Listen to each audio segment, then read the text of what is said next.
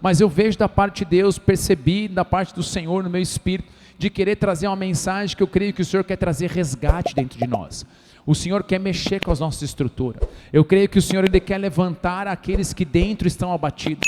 O Senhor quer realmente tocar aqueles que estão sorrindo com os lábios, mas estão chorando com o coração. O Senhor quer realmente tocar pessoas que por lado de fora, elas transmitem aquela imagem, está tudo bem, tudo ótimo, mas só você sabe como que você está por dentro. E muitas vezes nós nem falamos como que nós estamos, mas nós passamos, e o Senhor veio muito forte no meu coração. E hoje então, nessa noite, que você abra o teu coração, que você receba da parte de Deus esse toque do Senhor de uma forma sobrenatural e maravilhosa. Mas quando nós olhamos, por exemplo, o Salmo 42, versículo 5, ele diz assim: por que está abatido a minha alma? Por que te perturbas dentro de mim? Espere em Deus, pois ainda o louvarei, a Ele meu auxílio e Deus meu. Se nós olharmos aqui, este salmo descreve como muitas vezes estamos em nossa caminhada. Esse salmo, ele passa e transmite como que nós estamos muitas vezes.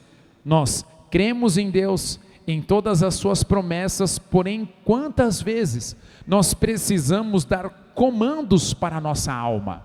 A nossa alma, ela é a sede das nossas vontades, dos nossos desejos, das nossas emoções. A nossa alma é onde grita, muitas vezes, igual esse salmo: por que está abatido a minha alma? É como se falasse: por que está abatido, ó emoções, ó vontades, e por aí vai. Por que você do lado de dentro está chacoalhando tanto? Quantas vezes nós precisamos dar esse comando para a nossa alma? Pois como esse texto nós falamos aqui, a nossa alma grita, ela agita, e muitas vezes nós estamos sorrindo com os lábios, porém dentro de nós o nosso coração está apertado, a nossa alma está agitada, nós estamos muitas vezes chorando, lágrimas estão escorrendo do lado de dentro. Não sabemos, nós sabemos na verdade que Deus tem poder para fazer infinitamente mais do que pensamos. Sabemos que Deus, Ele faz maravilhas e coisas extraordinárias nas nossas vidas e no nosso meio, mas dentro de nós muitas vezes a angústia está gritando, muitas vezes dentro de nós há um desconforto, muitas vezes dentro de nós está agitado, e nós não conseguimos muitas vezes transmitir para as pessoas o que nós estamos sentindo, porque nós queremos transmitir para eles que nós estamos bem, nós queremos passar a imagem que tudo está legal, mas muitas vezes não está. Então aqui nós nos sentimos muitas vezes assim: eu creio em Deus, mas parece que eu não vejo atuando em minha vida. Eu creio em Deus, mas parece que minhas orações não passam do teto. Eu creio em Deus, mas eu não consigo ver mudanças na minha vida. Eu creio em Deus, e o meu dia a dia parece que entrou no automático. Eu creio em Deus, mas parece que a minha vida não tem mais cor, ficou preto e branco. Virou o ano, mas parece que nada mudou. Virou em ano, virou mais um ano e parece que as coisas estão do mesmo jeito. Eu creio em Deus, sei do poder de Deus, mas quando eu olho para a minha vida, eu estou me sentindo assim. Na verdade, quando nós vemos, muitas pessoas estão dessa maneira. Elas sabem que Deus é capaz de mover com seu poder sobrenatural, mas quando elas olham para as suas vidas, elas pensam: parece que Ele não está movendo na minha vida, parece que Deus não está agindo na minha vida. Eu oro, eu busco, eu clamo, eu me consagro, mas parece que não está acontecendo nada. Muitos chegam no ponto de falar: eu creio em Deus, mas eu não consigo senti-lo. E aqui, meu querido, eu falo para você que muitos acabam sentindo isso, tudo isso que nós falamos, mas uma coisa que você tem que ter muito cravado no seu coração: não é o que eu sinto, mas é o que eu creio. Repete assim comigo: não é o que eu sinto, mas é o que eu creio. Então fale mais uma vez: não é o que eu sinto, é o que eu creio. Meu irmão, você não foi chamado para sentir, você foi chamado para crer. Então não é porque você não está sentindo Deus operar que Ele não está operando. Não é porque você entrou no culto e aquele culto parece que não chacoalhou você, não foi aquele culto que você foi jogado na parede, chamado de lagartixa, o rolo do compressor passou em cima, o sentimento, ai pastor, não senti nada, mas então o culto não foi legal. Não, você não precisa sentir, você precisa crer que o Deus do impossível está movendo na sua vida. Então na Bíblia, em lugar nenhum você vai encontrar aqueles que sentem, são aqueles que vão ver a minha glória, não, mas aqueles que creem, aqueles que acreditam, são esses que verão a glória e o mover de Deus. O próprio Senhor Jesus disse: bem-aventurados que não viram e creram. E quando nós olhamos, nós não precisamos sentir para saber que Deus está movendo em nossas vidas, nós devemos crer. Agora, nós devemos crer mesmo quando as coisas não estão indo como imaginávamos ou esperávamos, porque todos nós temos dentro de nós uma ideia do que seria perfeito para as nossas vidas, sim ou não, gente? Sim, a gente tem uma ideia. Pô, se acontecer isso aqui ia ser maneiro, se isso aqui saísse, eita glória, aleluia, se essa aqui viesse, meu Rei da glória, seria maravilhoso. Nós imaginamos, só que quando as coisas não saem como nós imaginávamos, só que as coisas não acontecem como a gente esperava, a vida começa a tomar um rumo que você fala: cara, que rumo que é esse? Eu não planejei isso para a minha vida, eu não imaginei isso na minha vida. E nessa hora, o que fazer? E nessa hora, como agir? E nessa hora, como se comportar? E muitos de nós passamos por isso, e nós devemos entender que Deus espera de nós nesse momento, onde as coisas não saem como nós imaginávamos. Deus espera de nós fé e obediência à sua direção para as nossas vidas. Então muitos de nós muitas vezes nos sentimos assim: por que está batido a minha alma? Por que te perturbas dentro de mim?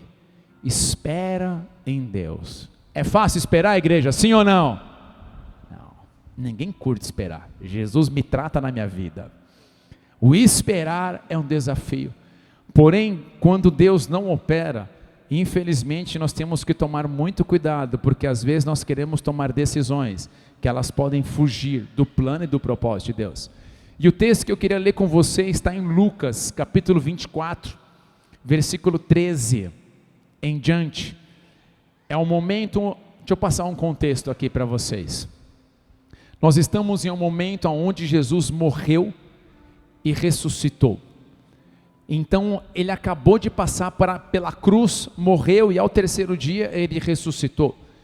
E agora nós estamos em um momento onde Jesus já apareceu para algumas mulheres, já apareceu para alguns, porém existem dois homens, dois discípulos, que eles estão indo para um caminho completamente fora daquilo que o Senhor direcionou.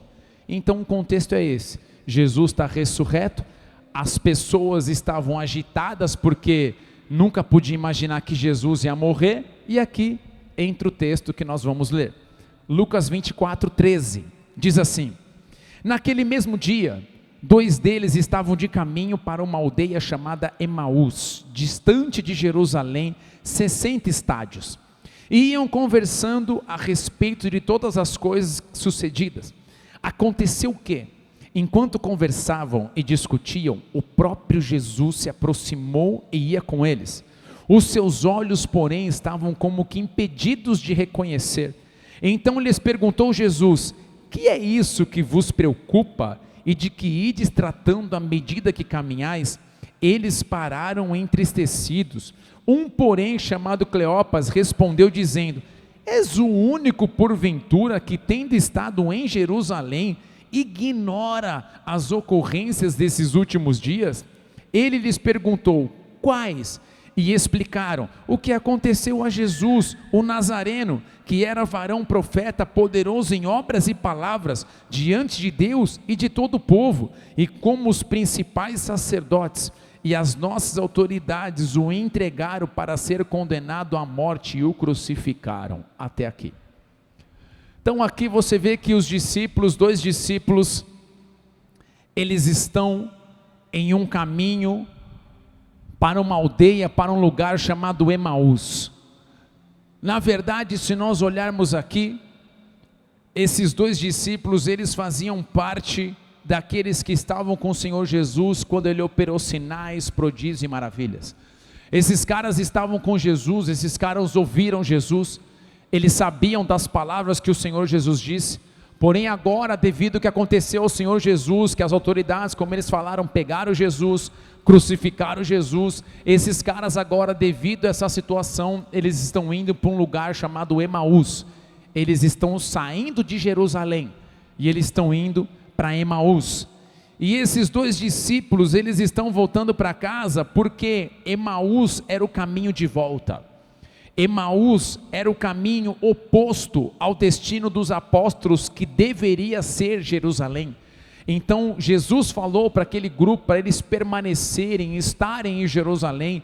Ali você sabe o que Jesus falou, o que aconteceria, o Pentecoste e tudo mais. Então havia uma direção para os discípulos estarem ali.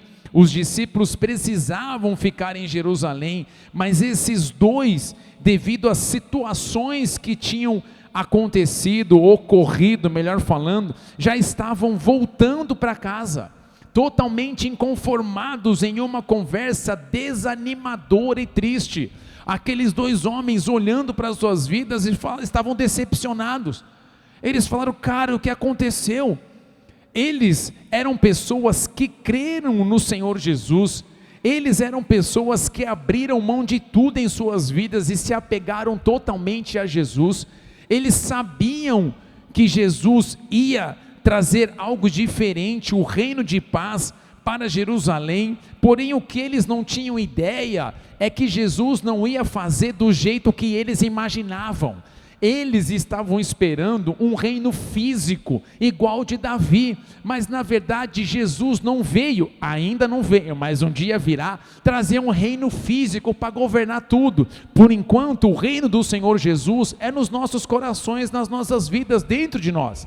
Então ali eles esperavam, quando Jesus falava que eles viam que ele era o Messias, gerou uma expectativa: mano, ele vai acabar com o Império Romano que está pesando na gente, ele vai vir com o governo dele, meu Deus, todo o peso na minha vida vai sumir, todo problema na minha vida vai sumir. Eita glória, aleluia, é disso que eu estou falando. Respeita a minha história, é mais ou menos isso. Os caras celebrando, cara, Jesus vai mover, Jesus vai agir, meu Deus, o meu povo não vai ter mais tristeza, meu povo não vai ser mais humilhado. Eles acreditavam que a vida deles ia mudar, só que de repente, aquele que eles tinham e viam que era o libertador, aquele que ia trazer uma mudança, a qual eles achavam do jeito deles, é alguém agora que está sendo entregue na mão das autoridades, é alguém agora que está sendo cuspido,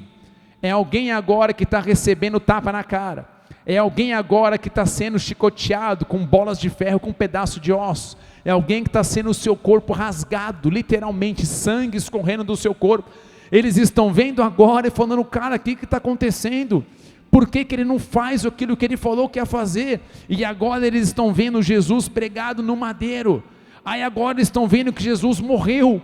Falou: cara, ele morreu, e agora? E naquele exato momento, aqueles homens que tinham a esperança de um grande líder, um grande libertador, que achava que viria trazer uma revolução física, que a página seria mudada, ele agora está morto.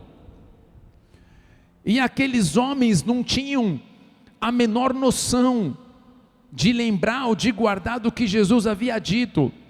Então, para eles, aquele momento era um momento de tristeza, porque nada saiu do jeito que nós imaginávamos, nada aconteceu do jeito que nós imaginávamos, e a impressão daqueles discípulos era que todos os seus sonhos que haviam sido ditos, estava sendo sepultado junto com Jesus.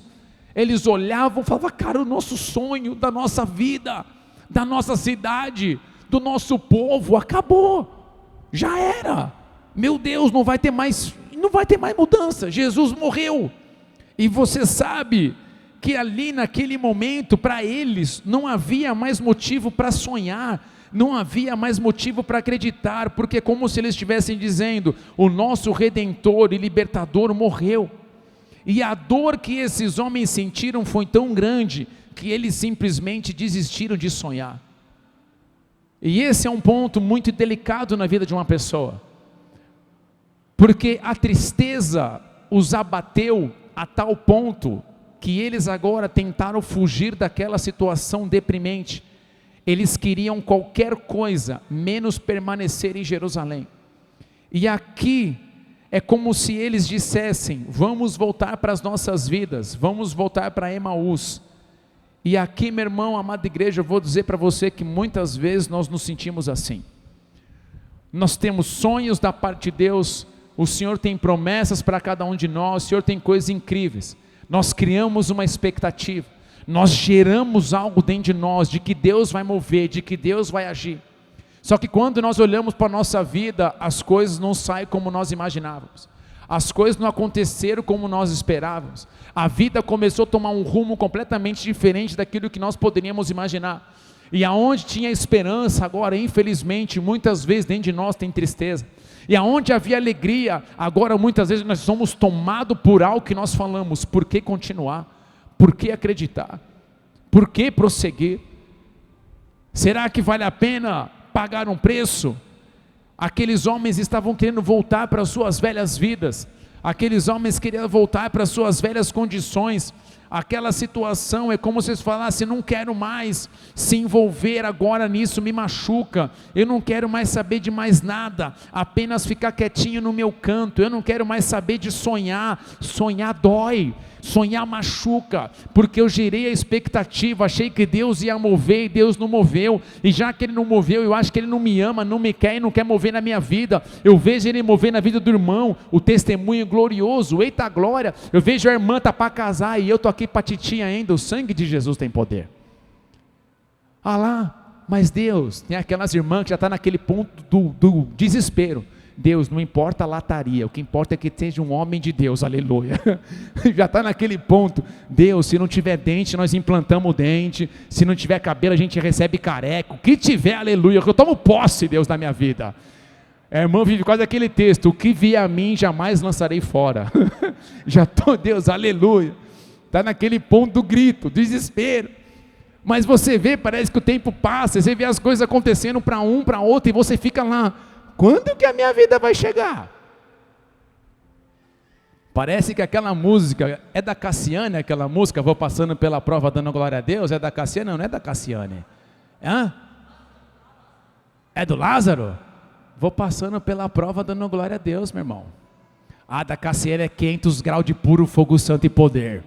Imagina, 500 graus. Eita glória. Eu vou passando pela prova dando glória. Parece que essa é a minha música. Como é que você passou 2021? Passando pela prova dando glória a Deus. E acabou 2021, entrou 2022. Como é que você está? Continuo passando pela prova dando glória a Deus. Parece que essa é a canção. Estou passando pela prova dando glória a Deus. Você não vê mudança, você não vê transformação, você não vê as coisas agindo diferente. São pessoas que não querem mais sonhar. E nessa mudança de ano, o que eu mais percebo é Deus falando justamente essa mensagem para nós agora, nesse primeiro culto de 2022. Cadê os sonhos que Ele colocou dentro de você? Você ainda acredita? Você crê que Ele ainda pode mover na sua vida? Você crê que Ele ainda pode romper? Talvez as coisas não saíram como você imaginava, como você queria, mas você ainda acredita? Você ainda tem fé, porque esses homens não acreditavam mais. Esses homens já estavam tomando uma direção completamente fora do plano e do propósito do Senhor Jesus para as suas vidas. São pessoas que já não conseguem mais. As coisas não saíam como eu esperava, ou como eu pensava. É melhor eu desistir, voltar atrás do que continuar. Então, se nós olharmos aqui, Emaús simboliza um lugar da onde fomos tirados por Jesus, para que pudéssemos viver os propósitos de Deus nessa terra. Então, voltar para Emaús é voltar para a minha velha condição, da onde Jesus me tirou, mas Ele me tirou para não permanecer em Emaús, Ele me tirou para permanecer em Jerusalém, ou seja, no propósito dEle, na vontade dEle. Não vai ser como nós queremos, não vai ser como nós imaginamos, vai ser muito maior do que você podia imaginar, vai ser muito melhor do que você podia imaginar. Por quê? Porque, meu irmão, não é do seu tempo, não é na sua maneira, mas quando você permanece em Jerusalém, quando você permanece no centro da vontade do Senhor, mesmo que a lágrima esteja escorrendo, mesmo que tudo pareça o contrário, você fala: Ele me tirou daquele lugar, Ele tem um destino para mim, Ele é um Deus poderoso e moverá na minha vida, então eu não vou desistir, porque eu creio que o Deus do impossível vai mover na minha vida. Dê uma salva de palmas a Ele, aleluia.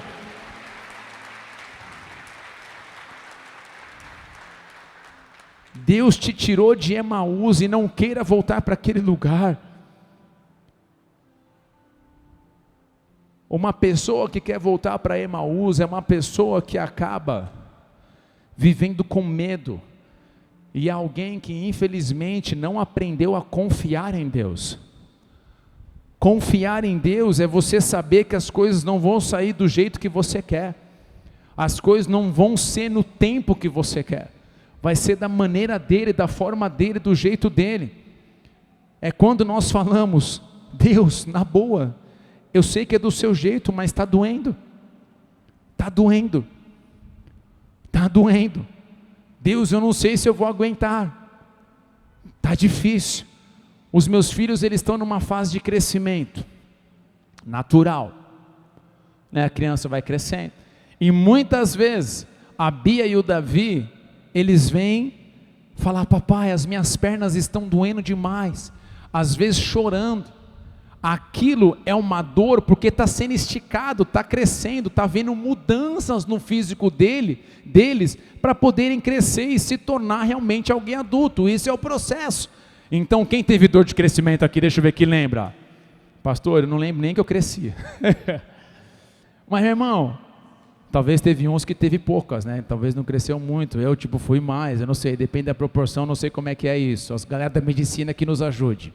Mas existe isso, dor, mas está crescendo, e muitas vezes nós estamos assim: Deus, mas está doendo demais, Deus, eu não sei se eu vou aguentar, e nós achamos que Deus vai vir com a gente e falar assim: ai, meu cuti-cuti, então tá bom, papai vai dar uma aliviada. Não, você não vai ouvir isso de Deus. Sabe o que você vai ouvir de Deus? Siga em frente, não desista, olhe para a linha de chegada, olhe para a coroa que te espera, olha para aquilo que eu tenho diante de você. Vai trazer dor, porque eu estou tirando o que precisa ser tirado da sua vida, eu estou mexendo o que tem que ser mexido, eu estou chacoalhando o que tem que chacoalhar. Há um crescimento dentro de você, então você não tem que ficar olhando da onde eu tirei você, você tem que olhar para onde eu vou te colocar. Eu vou te colocar no lugar onde você jamais poderia imaginar, e nesse lugar, para você chegar até lá, é um tempo de crescimento. Então olhe para aquilo que eu tenho para você diante,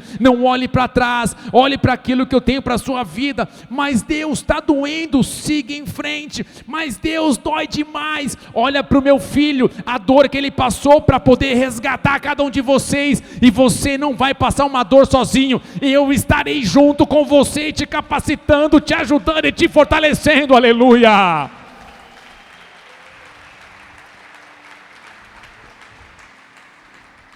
Nessa hora nós ouvimos aquilo que Paulo ouviu, 2 Coríntios 12, 9, a minha graça te basta, porque o poder se aperfeiçoa na fraqueza. O poder se aperfeiçoa na fraqueza. Deus, está doendo, legal, estou trabalhando dentro de você. Não são mais os teus braços físicos que vão dar a força necessária, é o meu poder sobrenatural vindo sobre a tua vida. É quando nós nos rendemos completamente a esse Deus maravilhoso para poder mover nas nossas vidas. Só que chega uma hora que os nossos olhos da fé se fecham, nós não conseguimos mais enxergar pela fé, nós enxergamos apenas problemas.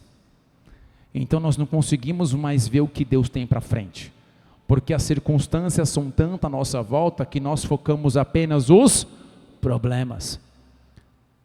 E isso é horrível, quando você olha à sua volta e você quer ver transformação, mas você não vê. É horrível. Como ter esperança se eu olho à minha volta e parece que tudo está em ruína? Como ter mudança? Como ver milagre se à minha volta eu só vejo destruição? E os nossos olhos da fé se fecham, porque nós começamos a olhar agora apenas para as circunstâncias, e foi o que aconteceu com aqueles homens. O texto fala em Lucas 24, 15 e 16, aconteceu o quê? Enquanto conversavam e discutiam, o próprio Jesus se aproximou e ia com eles. Os seus olhos, porém, não estavam como impedidos de o reconhecer.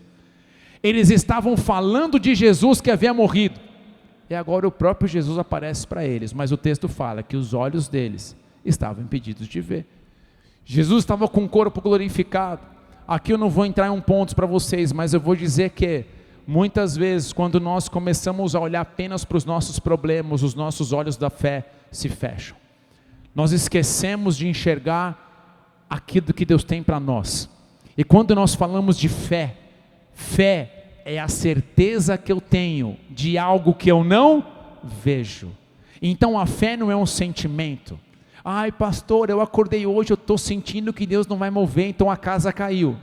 Pastor, não, hoje eu acordei sentindo que Deus vai mover. Meu irmão, a fé não é um sentimento, a fé é uma certeza. Ora, a fé é a certeza que você tem, é a convicção de fatos que você não vê, tem certeza que Deus vai mover.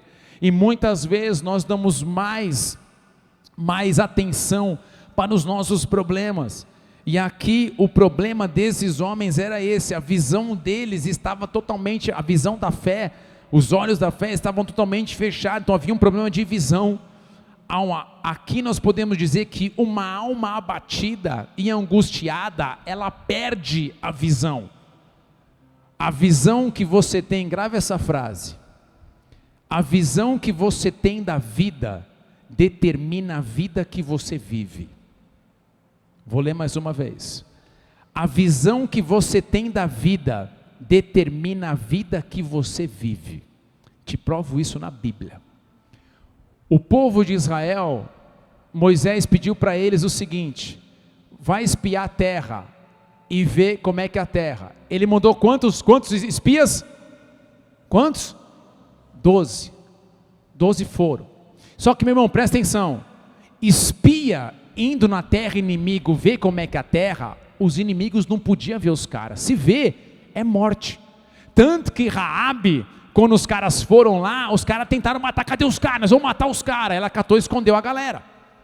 Então ali você vê que espia, os caras que estavam espiando a terra, eles não podiam ser vistos, se fosse visto era morte.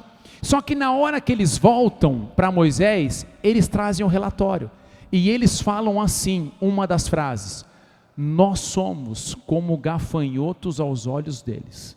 A pergunta é, os caras de lá viram eles, sim ou não? Não. Então como é que eles agora falam que eles eram gafanhotos? Agora vem comigo, presta atenção em mim. João Batista, a palavra fala que João Batista morava onde, gente? No deserto. No deserto o que ele comia? Gafanhoto e mel silvestre. Volta para cá. Já que vocês se veem como gafanhoto, eu vou colocar vocês no ambiente onde vocês se vê. A forma como você vê a sua vida determina o tipo de vida que você vai ter. Se você se vê como alguém gafanhoto, você se vê como gafanhoto, eu vou te colocar num ambiente de gafanhoto, deserto. O povo passou 40 anos no deserto. Aquela geração toda que não acreditou, morreu. A maneira como você se vê, determina o tipo de vida que você vai ter. Como que você se vê hoje? Aí é necessário os olhos da fé.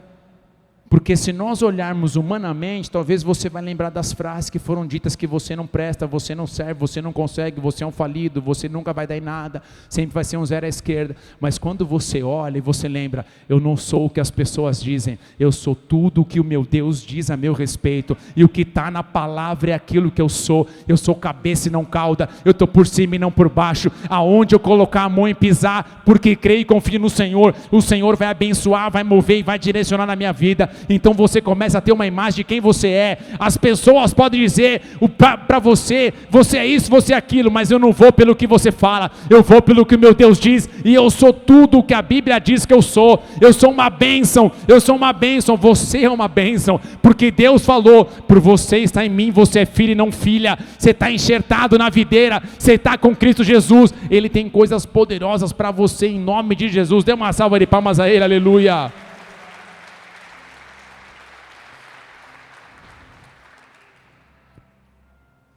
A dor pode ser grande o suficiente para cegar o coração a respeito das maravilhas espirituais. Quando nós olhamos muitas vezes para a nossa dor, ela simplesmente, muitas vezes, ela nos cega a respeito das maravilhas que Deus tem para as nossas vidas. A dor e a falta de visão pode levar as pessoas a dizer coisas que elas não acreditam de verdade, porque uma pessoa machucada e ferida, ela se autoflagela, ela blasfema, ela pede o temor de Deus. É uma pessoa ferida, uma pessoa ferida, ela acaba até amaldiçoando, ela se torna ingrata. Então aqui nós temos que entender que nós não podemos permitir com que as circunstâncias às nossas voltas que nós enfrentamos, elas venham governar as nossas vidas. Nós passaremos por problemas difíceis, nós passaremos por situações complicadas, mas nós temos que crer que Deus moverá nas nossas vidas. Então chega num ponto que uma pessoa que está com tanta dor na vida dela, que ela não consegue mais celebrar o testemunho de alguém, ela olha o testemunho da pessoa, aquilo não consegue mais mexer com ela, aquilo não consegue mais trazer esperança que Deus pode agir na vida dela. Ela já está tão fechada, a visão dela está tão turva, que ela não consegue mais ver testemunho. Ah, legal, mais um testemunho, e aí, o que tem? Ela não consegue mais celebrar, ela já fechou, ela não consegue mais ver alegria. Quando ela vê um testemunho de alguém, ela não consegue falar, cara, Deus moveu ali, então vai mover na minha vida também, aleluia, glória a Deus, aleluia. São coisas que muitas vezes nós não conseguimos entender. E é interessante que essas pessoas, elas começam a olhar somente o problema, que foi o caso desses homens. Lucas 24:17 fala sobre isso, fala que Jesus chega para eles e fala assim: o que é isso que vos preocupa, e de que ides tratando à medida que caminhais? Eles pararam entristecidos. Então você imagina, tá os dois, Jesus chegou em cena, Jesus começou a andar com os caras, o cara só falando de problema, os caras mal. Então você imagina, Jesus do lado dos caras, e os caras só falando de problema. Meu irmão, deixa eu falar algo para você. Uma coisa é você falar de alguém buscando ajuda, para poder realmente orar junto contigo pelo teu problema. Outra coisa é você querer falar para os outros do problema só para falar de problema. Parceiro, não vai ajudar em nada. Se você tem problema, procure alguém para te ajudar. Não queira ficar passando, eu estou com problema, tá vendo não sei o que, eu estou com problema, tá vendo não sei o que, eu estou com problema, tá vendo não sei o que, eu estou com problema. Meu irmão, para, todo mundo tem problema. Alguém aqui não tem nenhum problema? Levanta a mão, deixa eu ver. Ora pela gente. Todo mundo tem. Aí o adolescente levanta a mão: eu não tenho problema, minha mãe banca tudo, aleluia. Um dia a tua vida vai chegar, um dia o teu primeiro boleto vai chegar, e você vai lembrar muito bem da sua mãe e do seu pai, aleluia. Porque aqui abrindo parênteses, meu pai antigamente, meu pai já morreu faz alguns anos, 10 anos, fazem 10 anos, meu pai já partiu para a glória. Meu pai, eu ficava nervoso com ele, porque meu pai não podia ver um LED. Sabe quando você desliga a televisão e fica o LEDzinho vermelho? Sabe quando o modem da internet fica com uma luzinha? Meu pai chegava em casa assim,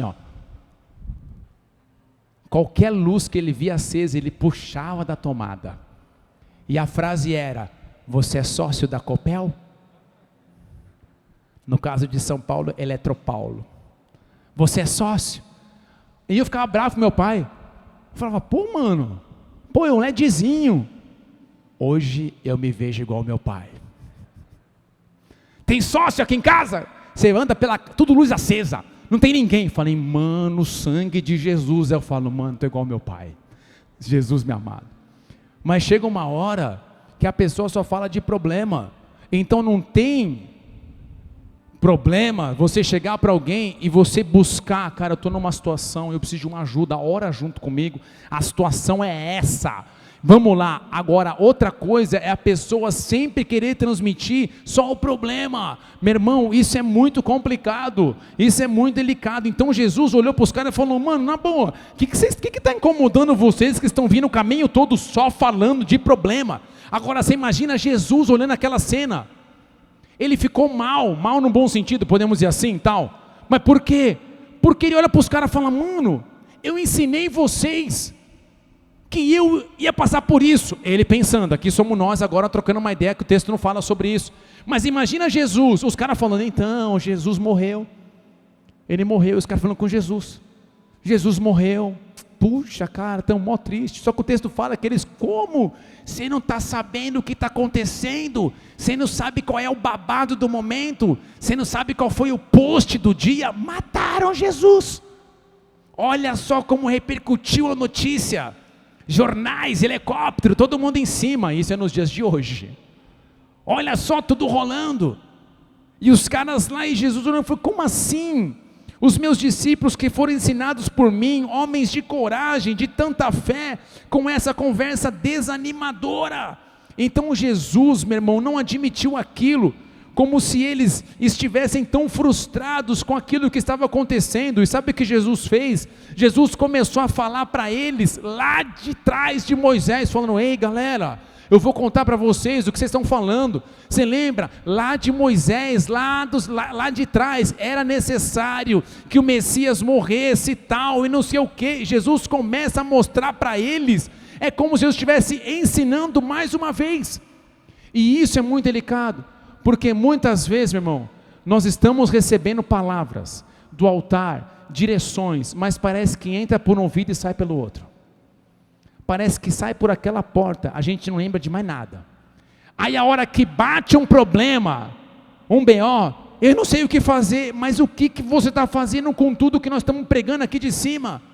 As pessoas que ministram aqui de cima, o que você faz com a palavra? Aquilo que nós estamos ministrando aqui, é para você poder lembrar, mano, o pastor ministrou, cara, que quando vier problema, a lágrima vai escorrer, mas eu vou lembrar, tem um Deus que move na minha vida, então glória a Deus, eu vou crer que Ele vai mover na minha vida. É isso que você faz com a palavra, você coloca a palavra em prática. Você não está vindo aqui num culto, só para falar, não, desencargo de consciência, fiz minha parte, fui no culto, levantei a mão, glória a Deus, fingi que eu vi tudo, eita glória, bênção demais, acenei para o irmão do lado, comprei um geladinho, estou de boa, saiu um peso das minhas costas, meu Deus, estou de boa. Aí no outro dia, que a minha vida que não vai dar. Não, quando você sai da sua casa e você vem no culto para ouvir a palavra, para poder adorar o Senhor, você está recebendo munição para poder sair para a guerra. Você está recebendo os nutrientes para a tua raiz ficar mais firmada. Você está recebendo palavra para te fortalecer, para que na hora que vier o dia mal, na hora que vier os problemas, você não vai exaltar mais teu problema, você vai agora começar a exaltar o teu Deus. A hora que o gigante levanta, você fala, mano, você vem comigo contra espada, contra escudo, o que você quiser, mas eu vou na força do Senhor dos Exércitos. O que? Onda está vindo diante de mim? Onda, você não sabe o tamanho do meu Deus, o meu Deus caminha sobre as águas. O que? Muralha, muralha, você não sabe o que é. Quando nós estamos em adoração constante, o meu Deus faz cair muralhas, o meu Deus faz saltar, meu irmão, coisas sobrenaturais. Então quando você entende isso, tudo muda, porque você fala para o teu problema, o tamanho do seu Deus, e isso tem que ser algo muito claro no teu coração. E aqueles homens não, eles estavam exaltando mais o problema, e Jesus chega, começa a tocar o coração deles, e agora, eles estavam ali, a tal ponto que nem mais os testemunhos das pessoas eles conseguiam mais celebrar. E sabe o que é o mais interessante? É o que eles falam em Lucas 24, 21. Eles falam uma coisa bem interessante, coloca para mim por favor. Ora, nós esperávamos que fosse Ele quem havia de redimir a Israel, mas depois de tudo isso, já é o terceiro dia desde que estas coisas sucederam. A frase é, nós esperávamos que... Quantas coisas você esperou em 2021 que Deus ia mover e não moveu? No teu jeito, da tua maneira. Eu esperava que...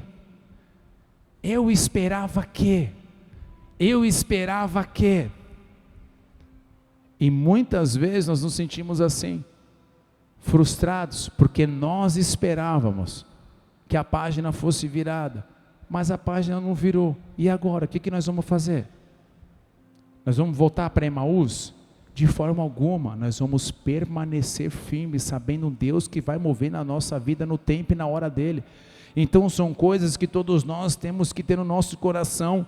Já é o terceiro dia, está aqui e tal, e nada acontece, e isso, meu irmão, é algo muito sério. Então as coisas não vão ser do jeito que nós queremos e nós imaginamos. Tudo que a palavra fala é que Deus pode fazer infinitamente mais daquilo que nós pensamos. Então na minha e na sua vida, nós podemos ter o desejo de que Deus venha mover numa área? Claro que sim. Deus mova na minha família, Deus mova com essa promoção na minha empresa, Deus, aleluia, legal, mas não vai ser na sua maneira, não vai ser do seu jeito, vai ser muito mais do que você podia imaginar, vai ser além do que você pode imaginar. E eu lembro disso, quando eu estava lá trabalhando, como designer, como diretor de arte, chegou numa época na empresa que eu não aguentava mais aquela empresa. Eu falava: Deus, não está dando mais não, cara, estou legal, não deu não. Aí na hora, meu irmão, eu peguei meu portfólio, para quem não sabe, é como se fosse uma pasta com seus trabalhos, aquilo que você fez. Peguei o portfólio e fui em agência, descolar entrevista, alguma coisa, saí ligando para a galera. O meu desespero era tão grande que teve uma moça que falou assim para mim: você acabou de me ligar já pedindo uma vaga. Eu falei: é que o desespero está tão grande que eu estou tentando ver se você de repente em 5 minutos liberou mais uma, aleluia. Você quer fazer na sua força, você quer fazer do seu jeito, e se não for você fica frustrado. Só que nessa hora é hora de você descansar. Quando eu descansei no Senhor, quando eu falo descansar, não é você ficar numa rede tomando Yakult e jogando Brawl Stars, mas eu falo para você, aqui dentro, saber que Ele vai mover na sua vida, é aqui dentro, você aprender a descansar. Aquele que te chamou, Ele não vai te largar no meio do caminho. O Deus que chamou você tem um plano e um propósito para a sua vida. Você crê nisso? E isso é algo muito sério. E ali, meu irmão, o texto fala que eles foram conversando, trocando ideias. Jesus foi ministrando a vida deles até que eles chegaram no lugar, na aldeia onde eles iam ficar. E o texto fala em Lucas 24, 28. Quando se aproximavam da aldeia para onde iam, fez ele, Jesus, menção de passar adiante. Mas eles o constrangeram, dizendo: fica conosco, porque é tarde e o dia já declina. E entrou para ficar com eles.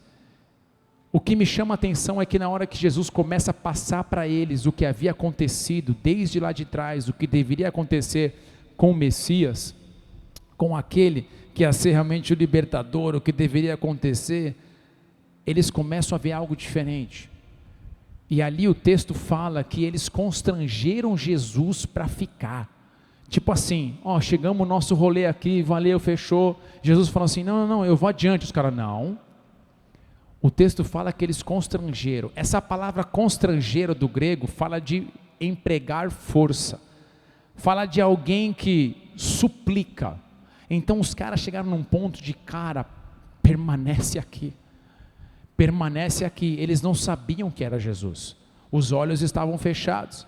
E sabe o que isso me mostra? Como nós devemos rever, por exemplo, nossa vida, como que nós estamos lidando com a nossa intimidade com o Senhor. Talvez a nossa correria, o nosso dia a dia é tão grande que nós não conseguimos ter tempo com Ele. Nós não conseguimos ter tempo com Ele. Aqui no caso, eles não sabiam que era Jesus, mas aquilo que aquele cara que estava falando com eles, queimava o coração deles. Nós vamos ler depois para frente, queimava o coração dos caras. Cara, o que esse cara fala? Esse cara traz coisas que mexem com a minha estrutura, mexe com a minha vida, mexe no meu interior. Meu Deus, que demais! E eles fica aqui, constrangeram Jesus que ele ficou. Sabe o que eu vejo aqui? Aquele texto clássico que nós sabemos, Jeremias 33:3, invoca-me, te responderei, anunciar-te-ei coisas grandes e ocultas que não sabe. Meu irmão, o Senhor Jesus espera todos os dias, nós na nossa correria, que nós possamos parar um momento do nosso dia e falar: Senhor, eu estou aqui porque eu quero ter intimidade contigo, eu quero buscar a revelação. Olha só o que o texto fala: invoca-me, busca, venha buscar, eu vou te responder. Ele tem resposta para as suas situações, eu vou te anunciar coisas, o Senhor tem coisas para falar para você, que você jamais poderia imaginar. Então nós temos a opção de continuar na força do nosso braço, ou nós nos rendemos plenamente e falamos: Senhor, eu estou aqui agora rendido, pedindo, fale ao meu coração, ministra a minha vida, é isso que está me afligindo, é isso que está pesando, eu preciso do teu toque, da tua direção na minha vida. E ele fala que ele vai anunciar coisas grandes e ocultas que você não sabe. É nesse momento onde nós abrimos o coração para ele reinar nas nossas vidas. E o texto fala que eles foram para a mesa, tiveram um tempo de comunhão. Em Lucas 24, 30 e 31, eu já estou finalizando aqui. O texto fala que eles permaneceram com Jesus, estavam na mesa, e tomando ele o pão, abençoou, e tendo partido lhes deu. Então se lhes abriram os olhos e reconheceram, mas ele desapareceu da presença deles.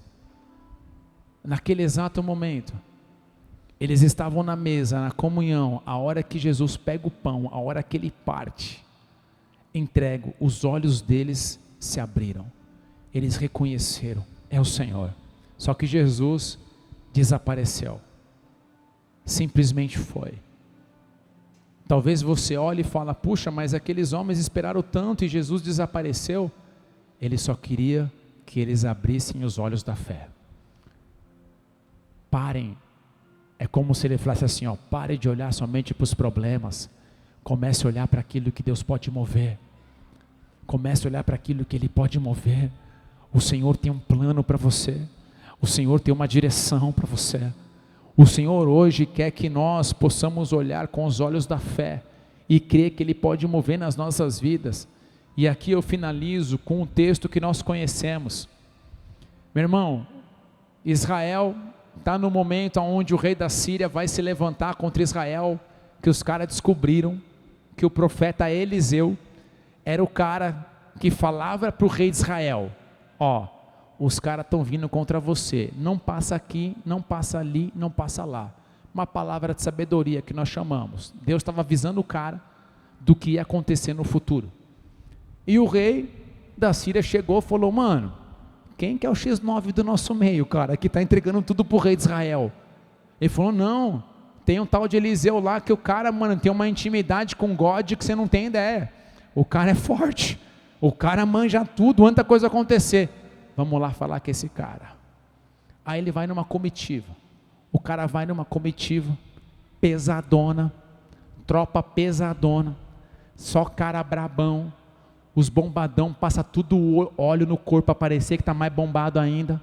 Os caras fazem umas flexão antes para poder ir para o fight. Chega lá, o moço de Eliseu abre a porta. A hora que ele abre, ele fala: mano, a casa caiu. Ele olha, exército inimigo, tomado, meu irmão, tomado, tanto que o texto fala, que ele fala assim: ai meu Deus, tipo traduzindo, a casa caiu. Aí chega Eliseu, o que aconteceu? Menor aprendiz: meu senhor, tá aí, a casa caiu. Aí Eliseu fala uma coisa que mexe. Ele fala assim: tem crise, la garantia sou eu. Não, ele não fala isso. Ele fala: mano, maior é o número que está com nós do que está com eles.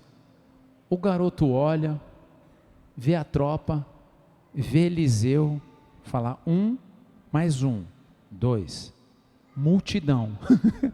Como que é mais? O garoto, ele estava com a visão física perfeita, mas os olhos espirituais fechados. Eliseu faz uma oração: Senhor, abra os olhos para que veja. Mas lembra, o físico via perfeito, mas o espiritual não. Na hora que os olhos espirituais da fé se abrem, os morros, os lugares estavam tomados de carruagens de fogo. Meu irmão, não era pouquinho, era muito, tomado carruagem de fogo, meu irmão, naquele exato momento. Por isso que eu falo para você, talvez você olhe a circunstância diante de você e parece que é impossível. Não, meu irmão, não, você tem que crer que o Deus que você serve é o Deus das causas impossíveis. Então, se você olhar apenas fisicamente, não vai ter como, mas pelos olhos da fé, eu creio, o meu Deus já moveu na minha vida, a minha história já será mudada. Talvez as vozes das trevas vão vir para você: para com isso, olha quanto tempo você está orando sobre isso. Não importa quanto tempo eu estou orando, eu só vou parar quando Deus falar para eu parar. Enquanto Ele não falar para eu parar, eu não vou parar. Eu vou continuar orando, clamando, declarando a minha vida, a minha casa, a bênção do Senhor no meu lar, movendo de forma poderosa e sobrenatural. Dê uma salva de palmas a Ele bem forte, aleluia.